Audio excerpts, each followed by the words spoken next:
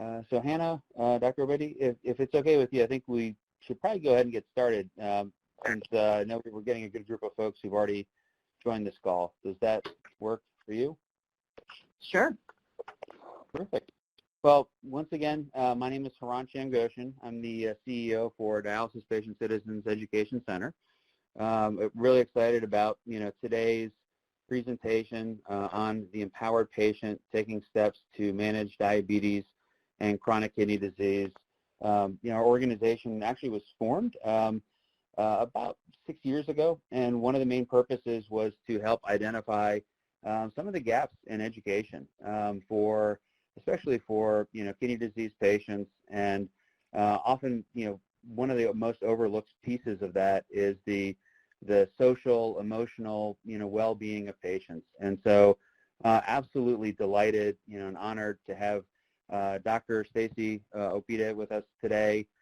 She's a board-certified clinical health psychologist and a board-certified specialist in obesity and weight management. She's the director of behavioral health education in the family medicine residency and an associate professor with the Department of Family and Community Medicine with the UT Health San Antonio.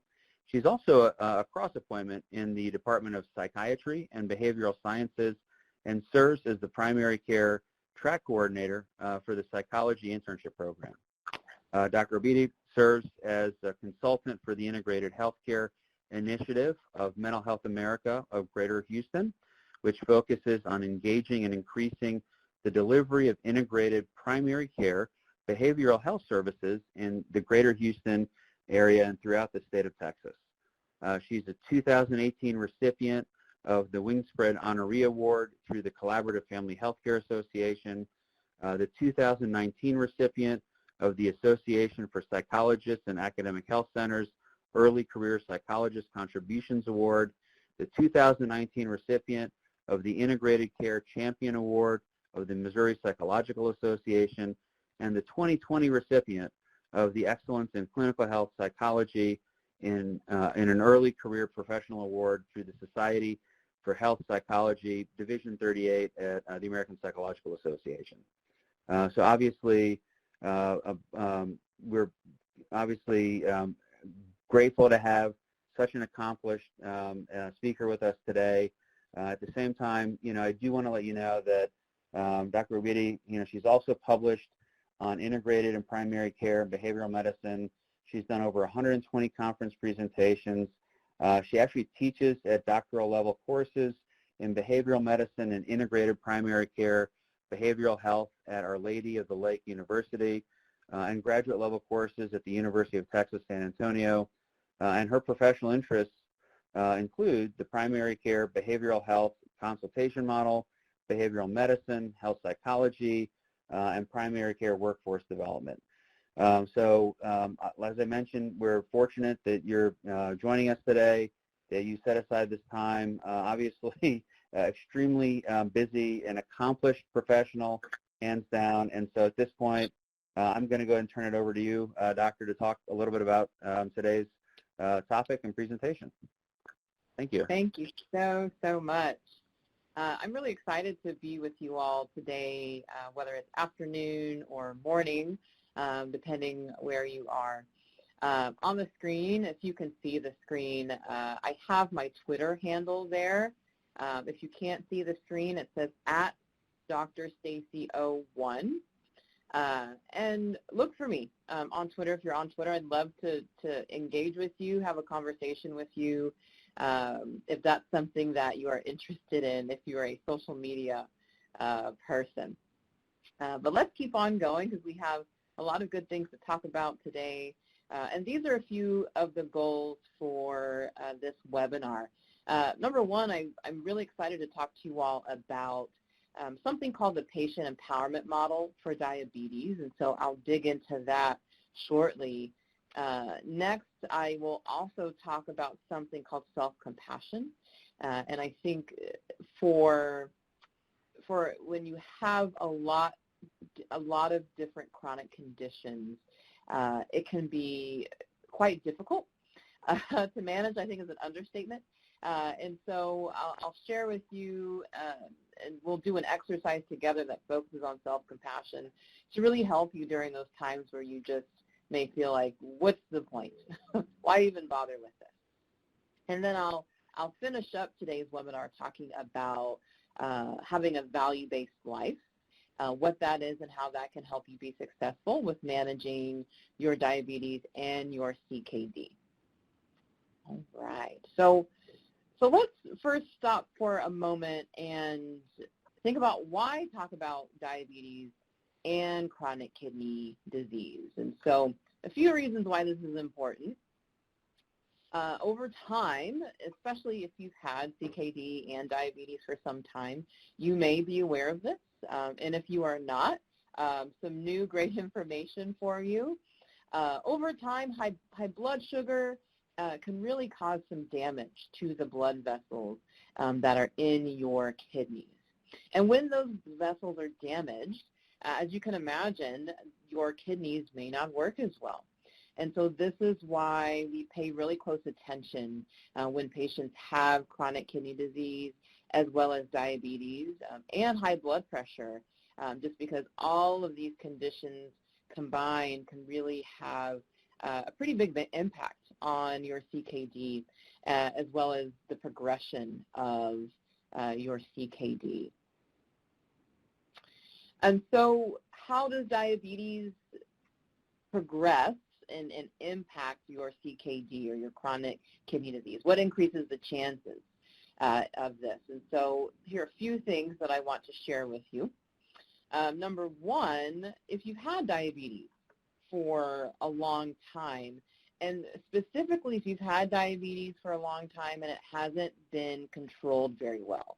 And what I mean by that is maybe your medical provider has talked to you about something called an A1C, a number that lets us know how well your diabetes is managed. And if you've heard them talk about your A1C number being too high or not controlled, the more episodes you have of your diabetes not being controlled, that can increase your chances of not only developing chronic kidney disease, but if you already have CKD, it can speed up the progression of your CKD. So that's why we really, really want to pay close attention when you have diabetes and chronic kidney disease.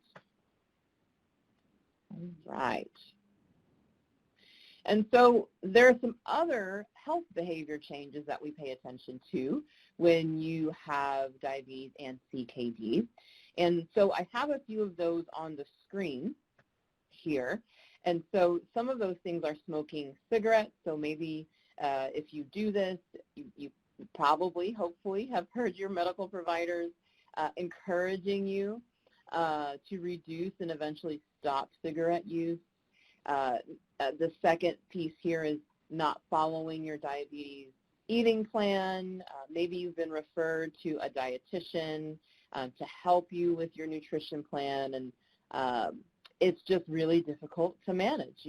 Sometimes you like what you like and you want to eat what you want to eat, and it may not be very consistent with what's recommended to help you manage your diabetes. Eating foods that are high in salt, not being physically active, if you are overweight, if you have heart disease, and then if you have a family history of kidney failure. So all of these things can lead to the development of chronic kidney disease or can worsen your chronic kidney disease, especially when you have diabetes. So a lot of things to think about. A lot of changes that you have probably been encouraged to make over time. And so some of this you may be thinking, well, yeah, I've heard about this, but, you know, you don't understand. It's really, really difficult to make all these changes, especially being in a pandemic when there's so many other stressors going on in our lives that we are attending to. So I want to share this I think, really interesting short story that talks about and gives a really nice example of the process of making changes and the fact that making changes are really, really tough. And so it's called Autobiography, in 5 short chapters by Portia Nelson, and it's called There's a Hole in My Sidewalk. So maybe you've heard of it. If you haven't, I'm going to read it out loud in case you can't see the screen. So it says, Chapter 1, I walk down the street. There is a deep hole in the sidewalk. I fall in. I am lost. I am helpless. It isn't my fault. It takes forever to find a way out. Chapter 2. Oh, the screen just changed.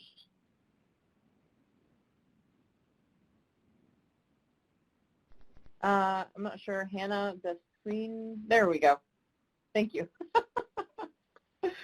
Chapter 2, I walk down the same street. There is a deep hole in the sidewalk. I pretend I don't see it.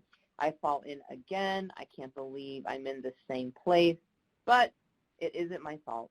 It still takes a long time to get out. Chapter 3, I walk down the same street. There is a deep hole in the sidewalk. I see it there. I still fall. It's a habit, but my eyes are open. I know where I am. It is my fault, and I get out immediately. Chapter 4, I walk down the same street. There's a deep hole in the sidewalk. I walk around it. And then Chapter 5, I walk down another street. So hopefully you can identify with this short story about making change is not always the first time you try something, it works. Many times you have to try many different ways, many different approaches, possibly meet with different people to figure out the best way to make changes. So I just wanted to share this with you all to, number one, just normalize the fact that change is hard. And we can all probably think about a time where we really needed to make a change and it was very difficult. So you're not alone in that process of making these really hard changes. All right, so let's talk about the patient empowerment model for diabetes. I really love this model because it focuses on 4 main areas I'm going to walk you through here. And so the first 2 are, number 1, it talks about essentially chronic disease care is mainly managed by you, the patient. And so you're the one making these daily decisions. You're the one that really has to be taking care of all of the components of what it takes to take care of chronic kidney disease and diabetes. So that's the first thing, is that we need to make sure, and we're making these plans as your healthcare team, we can't forget that at the end of the day, you are the ones that are dealing with this on a regular basis. So we need to make sure we're checking in with you and making sure the plan is consistent with what works best for you and your life. Number 2, the primary mission of the healthcare team is to provide ongoing expertise, education, and psychosocial support so that you, the patient, can make the best decisions about your daily care. I like to think of number 2 as thinking that you, the patient, you are the expert on your life, your situation, what you are going through. And your healthcare team are experts on CKD, diabetes, high blood pressure, whatever the issue may be.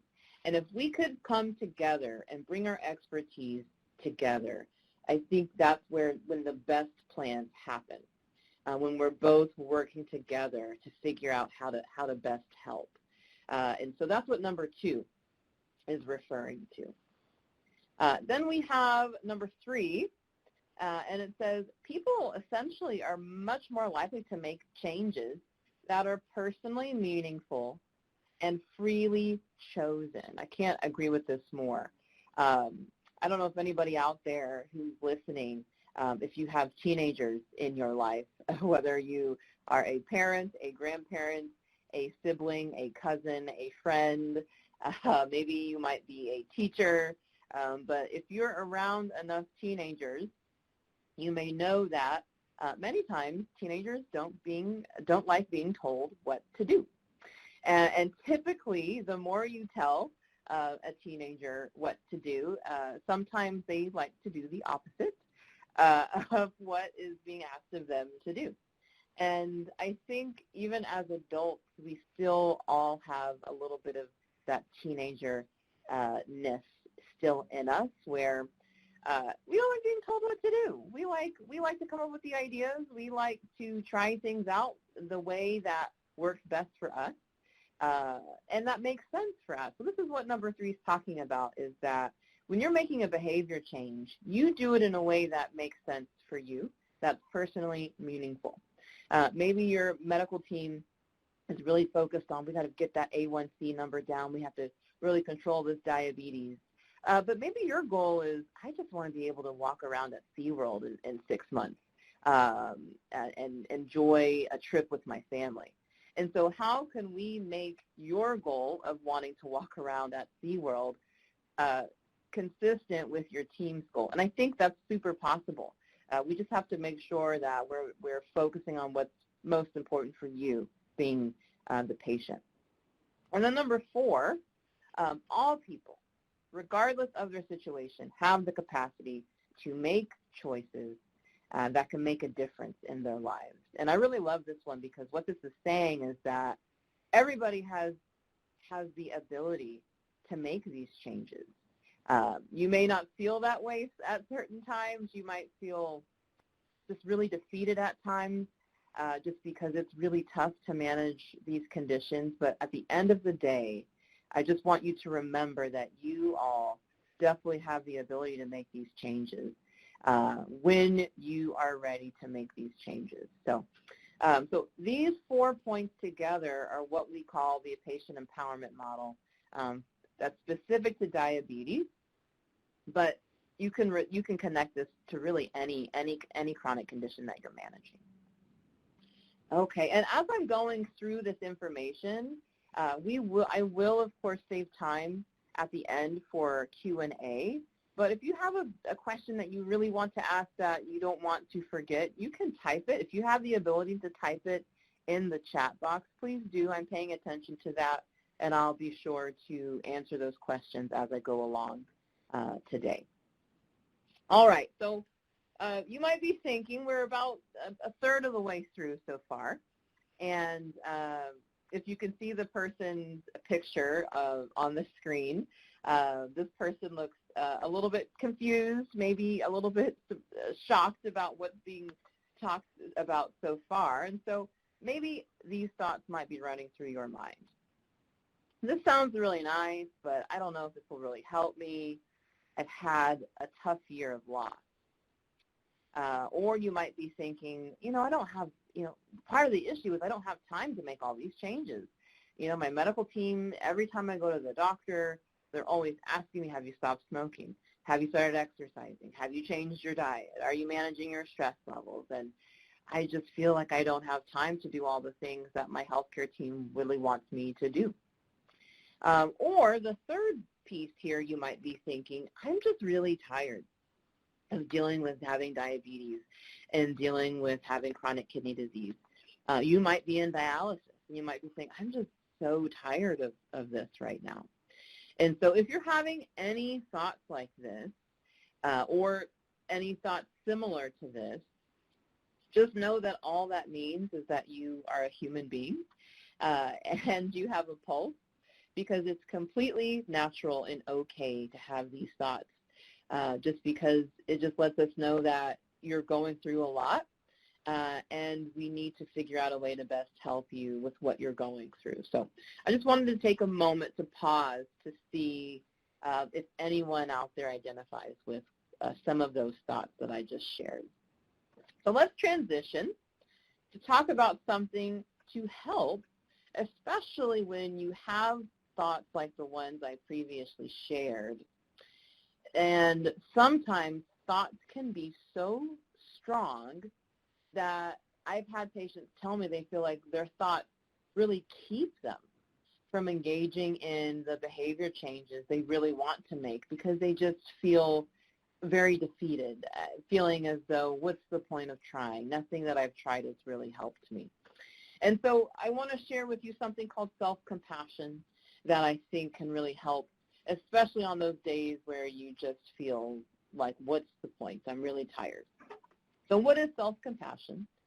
let's talk about that. So I really appreciate Dr. Kristen Neff and her definition of self-compassion. So she explains it in steps. So she says, first, to have self-compassion, you have to have compassion for others. You have to notice when other people are suffering. So it's switching the focus from self to others, which is kind of interesting when you think about having self-compassion is first noticing what other people are going through. So that's step one. Then step two, she says, then that involves feeling moved by others' suffering so that your heart responds to their pain. So you feel moved some way by what you see, what they tell you about what this other person is going through. And then the third point here says, when you feel compassion for another person, it means that you realize that suffering, failure, and imperfection is part of the shared human experience. So I just really appreciate this definition, because what this is saying is that once you can see that other people are going through something really similar to you, that helps you have compassion for what you're going through. That, wow, I'm not the only one going through this. Wow, I can identify what that person is going through. I think a great example of that is everybody here today listening to this webinar is a great example of showing that you're not alone through your journey. You may feel that way sometimes, but our feelings aren't always accurate. And so I really appreciate this definition of self-compassion. So if you like that definition, if self-compassion seems something that you'd want to dive into, try out, learn more about, I'm going to talk about a few ways that you can practice this. So what's on the screen says that we can't always control the way things are. I think the pandemic is a great example of that we really can't control what's going on. So when you use self-compassion to just try and make your pain go away by ignoring it, avoiding things, things definitely can get worse. So that's not what we are encouraging you to do. But instead, what self-compassion teaches you is that we can mindfully accept that the moment is painful. That's number one. And embrace ourselves with kindness and care, remembering that imperfection is part of the human experience. So I really appreciate what this is saying here. Allow yourself to be a slow learner when it comes to practicing this. We're going to do a little bit of practice here in a little bit, and I always share with patients that it takes some time to build your self-compassion muscles. And so if you can be kind to yourself, show yourself some compassion as you're learning these new skills, that can go a really long way, since it takes a little time to learn things like this. So some additional things to think about. So another way to think about self-compassion, I like to think of this term called backdraft. And so if you've heard of backdraft, you can type in the chat box, yes, I've heard of this term before, or no, this is new to me. But it's a firefighting term. And what it talks about essentially is that when a door is opened in a house that's on fire, or there's a room on fire in the house, oxygen goes in and the flames rush out. The flames get really, really big. And when we talk about self-compassion practice, when you first learn how to do this, that's exactly what's happening with your emotions, with your thoughts. When you first start to practice this, it may be really intense. You may realize that, wow, I didn't know that I was really struggling with stress right now. I didn't really realize that I never really gave myself a chance to deal with all the loss that I had in 2020. And so I say that so you're aware that that can happen, and that it's incredibly normal if you have that backdraft process happen as you start to practice some of these self-compassion skills. Okay, so I'd love to practice a self-compassion exercise with you all.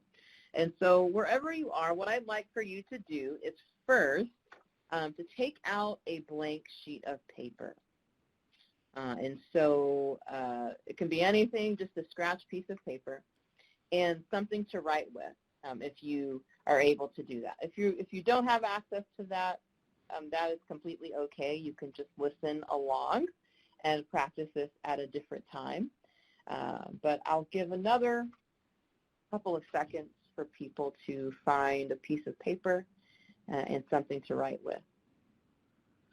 All right, so this exercise is called How Would You Treat a Friend?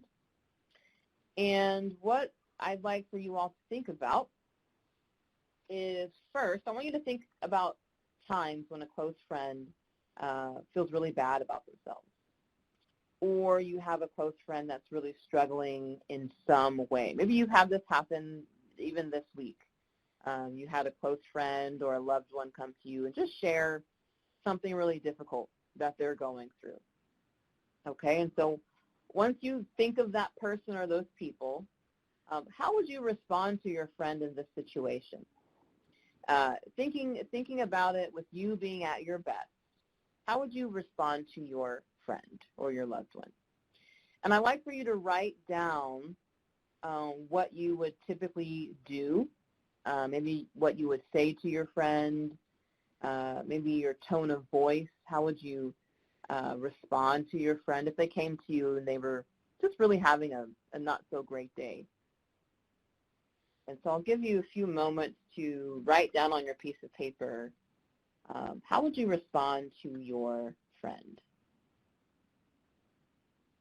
And hopefully you have a few things written down. And again, if you are not able to write it down, maybe you have a few things that you're thinking of. This is how I would respond to my friend.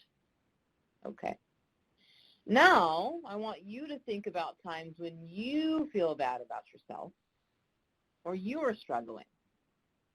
How do you typically respond to yourself in these situations? So I'd love for you to write down, what do you typically do when you are struggling? What do you say to yourself? What's your tone of voice when you're speaking to yourself? You know, is it kind? Is it mean? Is it harsh? But how do you respond when you're having just not a good day? Or maybe you're just not feeling well. You're just tired. You don't want to take the medication today. You don't want to deal with the CKD today. How do you respond? So write that down, and then we'll move on in just a moment. All right. All right, so I want you to take a look at what you wrote down first when you were responding to your friend. So take a look at what you wrote down. And then I want you to look at what you wrote down when you respond to yourself when you're not having a great day. Do you see any differences between what you wrote to your friend versus what you wrote to yourself? And if you did, feel free to type yes in the chat box. Yes, I saw a difference, or maybe you didn't. You can type no, there wasn't a difference with what I would say, so I can have an idea of what you all learned from this. And so if you noticed a difference, I'd love for you to ask yourself why you think that difference is there. What factors or fears come into play that led you to treat yourself and others so differently? Why do you think that is? You may have some thoughts about why that is, or you may not know right now, and that's fine too. And then if you feel interested or comfortable to do this next step, I want you to write down how you think things might change if you responded to yourself in the same way you typically respond to a close friend when you're suffering. How do you think you would respond if you were kinder to yourself when you were having a rough day? or if your tone of voice was much more inviting when you're having a not-so-great day. So this last question here says, why not try treating yourself like a good friend and see what happens? And so this is a really great self-compassion exercise. It took us about 5 or so minutes to do that, so it doesn't take a long time to do an exercise like this. And it's a great way to check in with yourself to see, am I being kind to myself right now? Am I giving myself what I need to get through the day? And if not, this is a great way to check in to make sure we are being kinder to ourselves as often as we can. So I hope you enjoyed that exercise. I have a few more resources I'll share with you if that was something that you did like. I think it's on the next slide. Here it is. So for those who can see the screen, I have a QR code there. And what this is that if you hover your cell phone camera over the QR code, you should see a link that pops up on your phone screen. If you click that link, it'll take you to Dr. Kristen Neff's website on self-compassion. And so if you liked that exercise we just did, her website has some free resources of other self-compassion exercises that you can do on your own as many times as you want to really help you, especially on those days where it's just pretty tough to get through the day. If you don't have access to the QR code, no worries. When this information is posted on the DPC website, I will make sure that this link is there for you so you can access that at any time in the future. All right.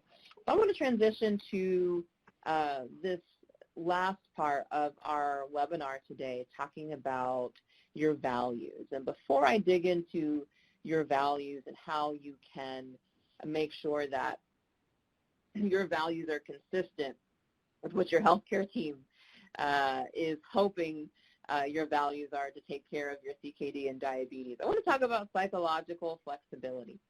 And the quickest way to say, well, what is being psychologically flexible? What I have on the screen, it says pain is inevitable and suffering is optional. And so what that means is pain is unfortunately or fortunately a part of being a human being. And if you have a pulse, you will have pain in your life, whether it's physical pain, whether it is emotional pain, whether it's social pain. All of the above types of pain are going to happen in life the longer you live. If you've lived past the age of 2 days old, you've had pain in your life and you will continue to have it. But how you deal with that pain, how you suffer, is up to you. There's a term called suffering well. I don't know if people have heard of that before. But there's a way that you can suffer through difficult times in a way that you thrive through that. And so I want to share with you another way to help you do that, especially right now during COVID and trying to manage dialysis, diabetes, CKD, all during a pandemic is really, really tough. And we heard about some really great news about patients going through dialysis that get access to the COVID vaccine, which is fantastic. And so I want to build on that momentum and continue to share some hopefully helpful information for you all. So this is another definition of psychological flexibility: learning to be aware of your pain, accepting of the pain that comes into your life, and being able to pursue what's important to you. And so can the pain be there at the same time as you doing things that you love to do? Many times patients tell me, well, when the pain's gone, then I will be able to, fill in the blank. I'll be able to do this thing that I used to do, or this thing that I used to do. And what this is saying is, well, can both coexist together? Can we have the pain there, and can we still do the things that are important to you? Because life will continue regardless if we stop and wait for the pain to go away, because hopefully you've picked up by now, if you've lived longer than 2 days, pain is going to be there. And so if we wait for it to go away, you'll be waiting for the rest of your life. And so what I'm offering to you all is a way to have the difficult times in your life, the ups and downs of having CKD, and we can still find things that are important and meaningful for you to have a life that is full of meaning for you. All right. So these are different types of ways that we can become psychologically inflexible. And I'm going to go through a few of these with you on the screen. So number one, at the very top it says not being in the room. So what that means is you're physically present in the room, but your mind isn't. And maybe you've had this happen where maybe you're with a family member, but you're thinking about all the things you have to do later today. Maybe it's, depending on where you are, it's early afternoon, you're thinking, okay, what do I have to do this evening? I have to go run this errand. I need to go get this for dinner. You might be thinking about all of these things, even though you're physically here in this webinar, but your mind is elsewhere. So that when you do that all the time, that can create a lot of stress in our lives. Doing that from time to time is totally fine and just means you're a human being. But sometimes we do it so much that it can cause a lot of stress in our lives. Another example on the screen here is isolating from loved ones, from family, from friends, isolating in a way that is not being physically distanced related to COVID. But this is isolating where you may say, I just don't want to be around anybody. I'd rather just be by myself. And doing that in a way where you are not connecting with people, even if it's through the phone or through a virtual platform, you're just kind of retreating to yourself. Over time, that can also cause a lot of stress and inflexibility. Avoiding painful experiences. I don't want to deal with that. I'm going to deal with that later. I'm going to put that off later. I don't want to talk about that right now. I think it's completely fair to take breaks from time to time. But when we avoid dealing with things in our lives that really need focus, as you can guess, over time that can cause a lot of distress and stress in our lives. So these things all together are what we call psychological inflexibility, okay? And so what else is related to being inflexible? 4 things are private experiences. So our thoughts, our emotions, our memories, and our sensations. These are all things that no one else can see, but you know what's going on. You know your thoughts. I don't know what you are thinking. You know what emotion you are experiencing. I don't know that. I could guess, but I don't know because I'm not you. You know your memories. I can't read your mind. No one can. And then you know what physical sensations you're feeling. I can't feel that. I could guess based on what I see when I see you, but that's something that only you know. And so your private experiences can really connect to being more psychologically flexible or inflexible, depending on how much you let your inner experiences almost bully you around. Are they in the driver's seat of your life, or are you in the driver's seat of your life, is a way to think about these experiences.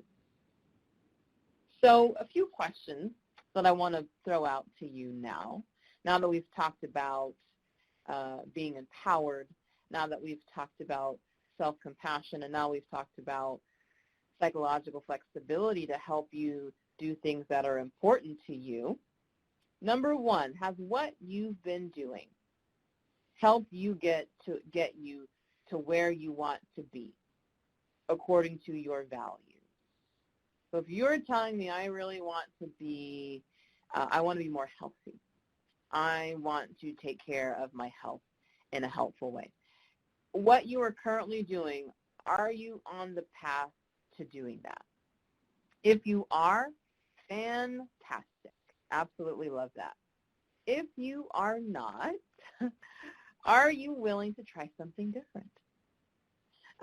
Sometimes we get stuck because if you look at this little guy on the screen here, what he's trying to do is he's trying to put a square peg in a round hole, and it just doesn't fit. And I think we all do this from time to time, just being humans, where we keep trying the same things that just don't work well.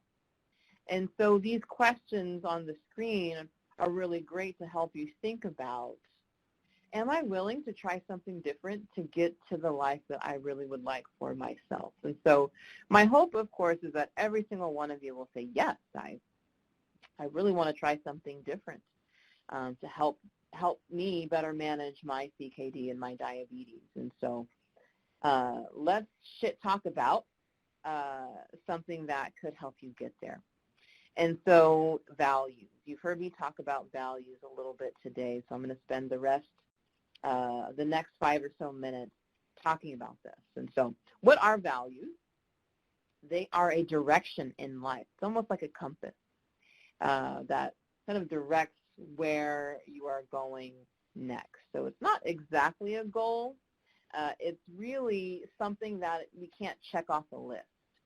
So for example, someone may say, well, I want to be more healthy. My health is a value of mine. But how they would do that, you can set goals to help you be consistent with your value of being healthy. So someone's goal for being healthy might be, oh, I'd like to engage in exercise 3 times a week for at least 30 minutes. And so that is a great example of a goal that's consistent with your value of being healthy. So hopefully that helps you distinguish between a value and a goal. Another way to think about it is what's important to you and how you live your life. Health may not be number one for you. It could be family. It could be your work. It could be school. It could be spirituality. It could be your hobbies. It could be anything. It's just what is it for you that's most important. So hopefully you're having some things come to mind right now about, well, what is it that's important to me? What do I value the most? Or you might have more than one. It's completely fine to have more than one value.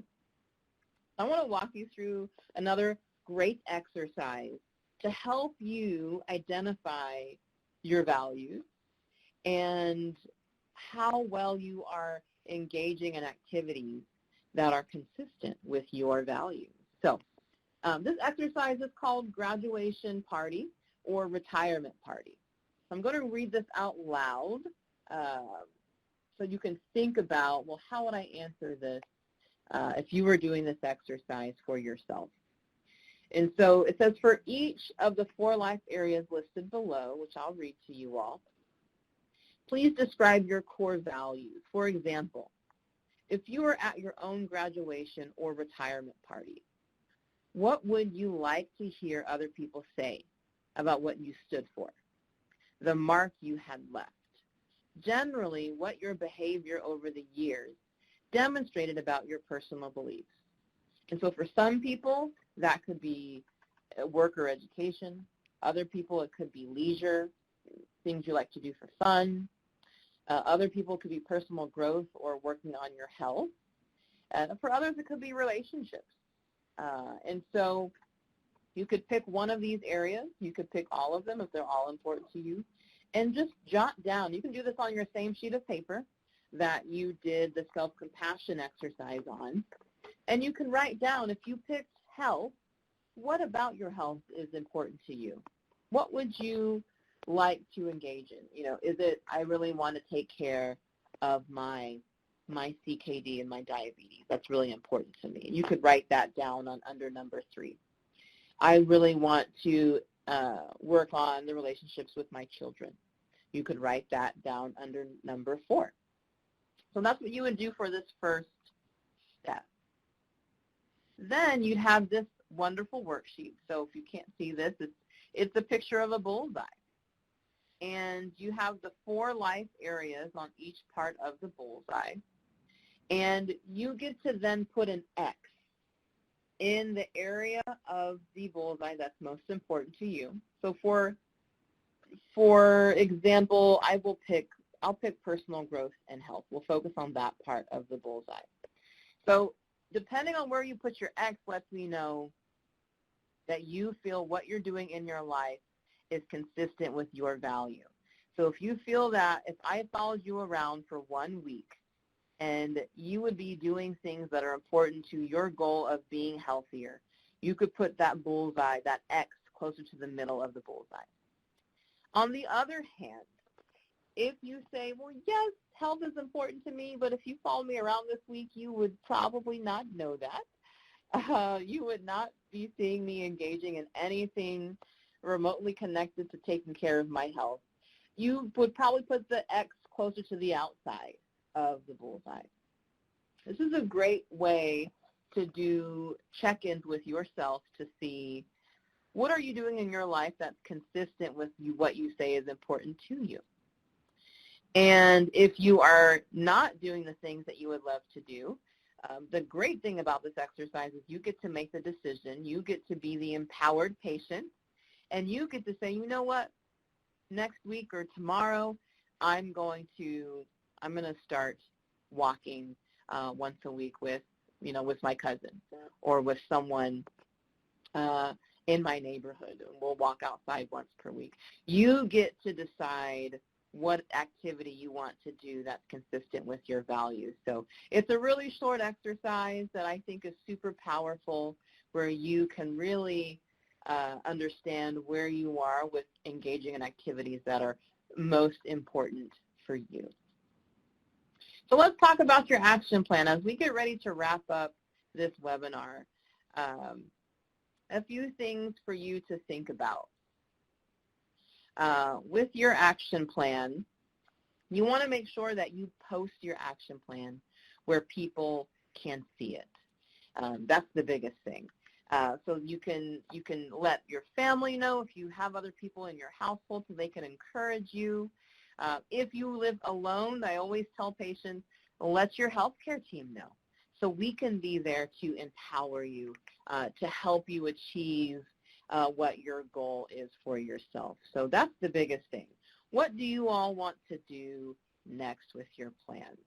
And so my hope is that if you didn't do this bullseye exercise, if you weren't able to do that today, that you will rewatch this webinar and give it a try. The nice thing is when you're watching things back, you can pause it, do the exercise, and hit play again, and then pause it again, think about it, do the exercise.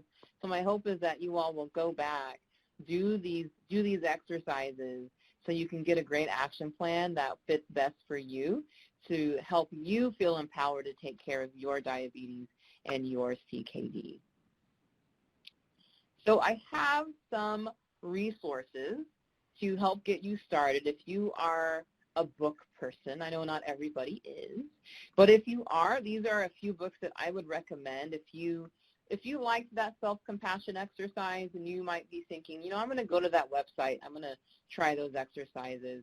These are 3 books that are fantastic to help you learn more about self-compassion as well as practice it on your own. So Kristen Neff's, Dr. Neff's book, Self-Compassion, is a great book.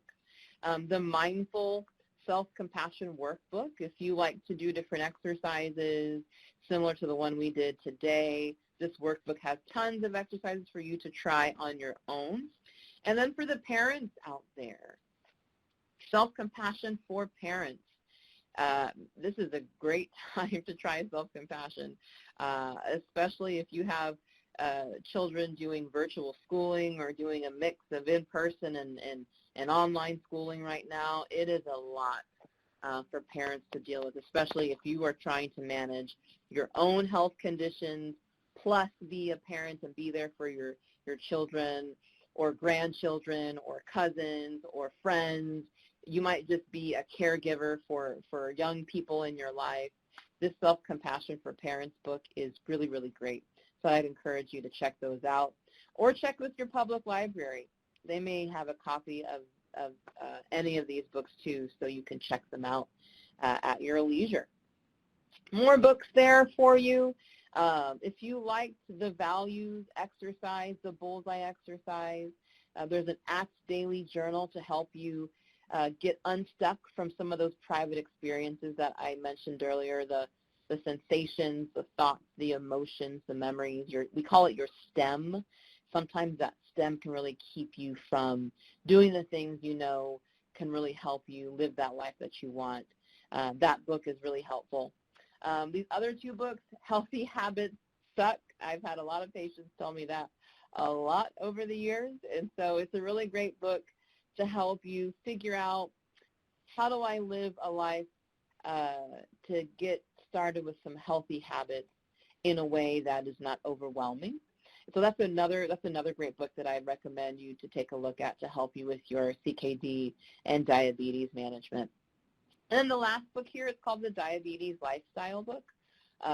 Another really great book to help you make some health behavior changes as it connects to your diabetes. So all wonderful tools to help you be successful and be empowered on your journeys of taking care of your different chronic conditions. So just to end today, we pull all these up on the screen. Managing diabetes and CKD can be super overwhelming, so I don't want to forget that. I want to make sure that I'm recognizing that, and the patients that I take care of that have diabetes and CKD, and hearing their stories, it is definitely an overwhelming condition to manage. And so I want you to remember to be kind to yourself. You are doing the best you can right now with what you have. And remember that self-compassion can go a long way, especially when you're feeling a bit down about having these different chronic conditions. Remember, you can make changes. Don't forget that you are the empowered patient, that you have the ability to do this. I believe in you, and so my hope is that you will get to the point where you believe in yourself too. And then when you're making these changes, I'd encourage you to think about your values. Think about what's important to you when you're setting new health goals with you and your healthcare team. I'd encourage you to think about, is the goal consistent with what's important to you in your life? And if it's not, hopefully your healthcare team will work with you to make sure that we can get it consistent with your values. And then the last part here, I know it's a little cut off on the screen, I apologize, but it says, be willing and open to try new things. I think just like the little picture on the screen says, is today is the day to learn something new. So I hope this webinar shared some new ideas with you about how to manage CKD and diabetes, with some tools to help you feel empowered, some tools to help you understand that you do have the ability to make changes to your healthcare plan. So with that, if you have questions, we have a few minutes left. I wanted to make sure I left a few minutes for Q&A. But if you don't feel comfortable typing in the chat box, you are welcome to send me an email. My email is there on the screen. I'm happy to answer any questions you have about managing CKD or diabetes. My professional website is on the screen, and of course, find me on Twitter if you prefer that route, but I just wanted to give you multiple ways to contact me at any time. So with that, we can pause to see if there are any questions.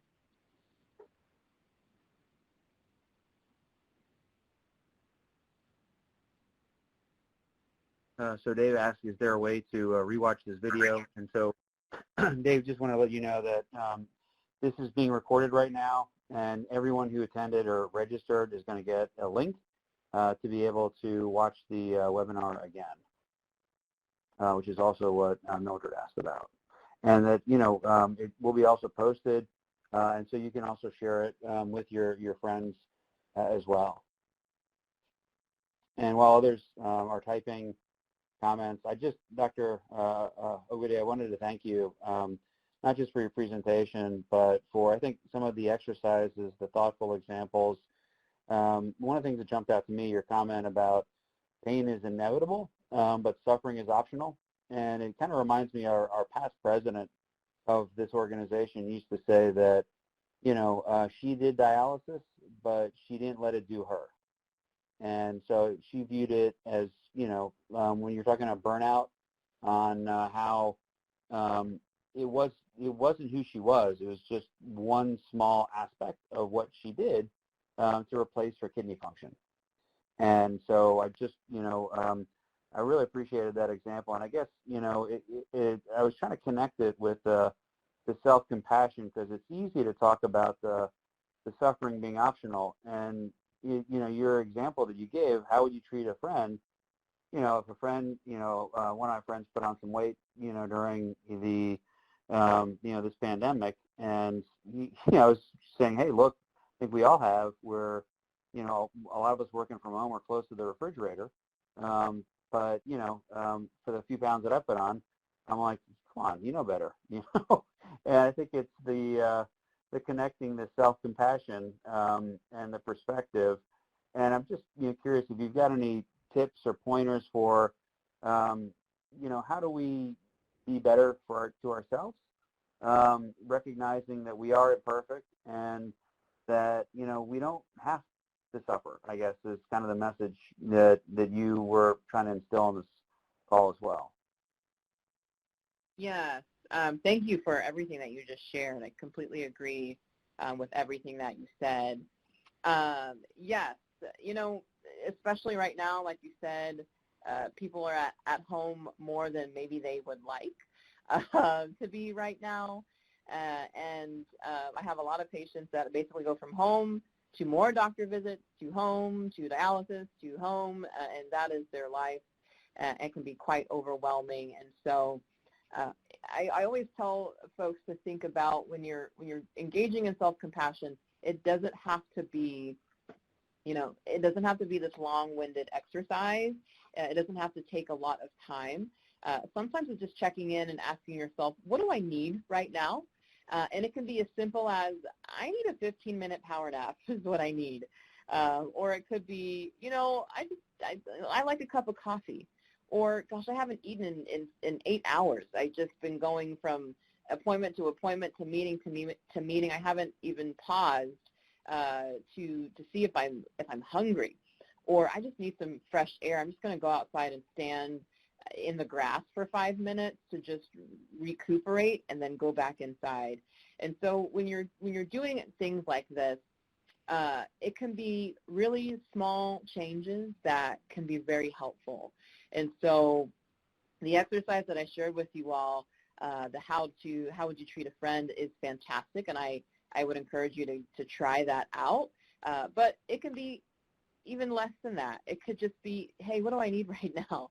So that's what I would say back to that when you're having those moment-to-moment needs or difficulties, just doing a brief check-in with yourself to say, maybe I just need a sandwich. It could be as simple as that. So hopefully that answers your question.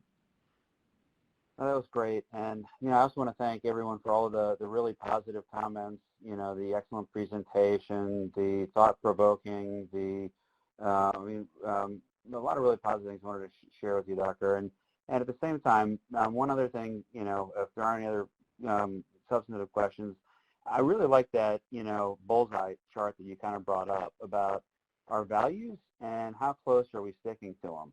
And I guess, you mentioned, trying to use that as an example in your day-to-day. And so, if you identify, if it is obviously your background is in obesity or specialization, and if you are working with patients who, let's say they're trying to lose weight because, they want to get a transplant, and they really been struggling with losing those extra pounds. And, so how, is it one of those where, well, I didn't walk today, so I move a little bit away from the bullseye, or, you know what, I actually, had a really balanced, meal, and stuck to all the things that I was supposed to do, and so I moved closer to the bullseye. I mean, how would you encourage people to kind of keep that as in their mind or apply that in their day-to-day? That's great. I like that question. I encourage people to be a little flexible with the bullseye and to think about, many times, especially for weight management, we focus on the specific goals we set with our healthcare team. I will exercise this many times a week. I will keep my calorie count to this many calories per day. I will not have soda, all of those things you can check a box on. But sometimes we forget about things like I took the steps instead of the elevator, or I parked farther in the parking lot, so I got an extra 20 steps today.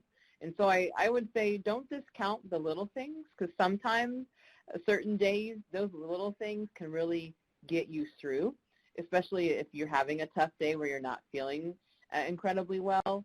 It's those small things that can go so far. So I always remind patients to think about all the things that you did throughout the day, rather than focusing on, well, I didn't do this, and I didn't do this, and I didn't do this. It's, well, what did you do? And let's shift our focus to that versus I didn't do anything on my list. It's, okay, well, let's set the list aside and think about what else happened that we could focus on. So that's something else that I encourage patients to shift their focus just a little bit to really help with being consistent with the bullseye and what's important to them.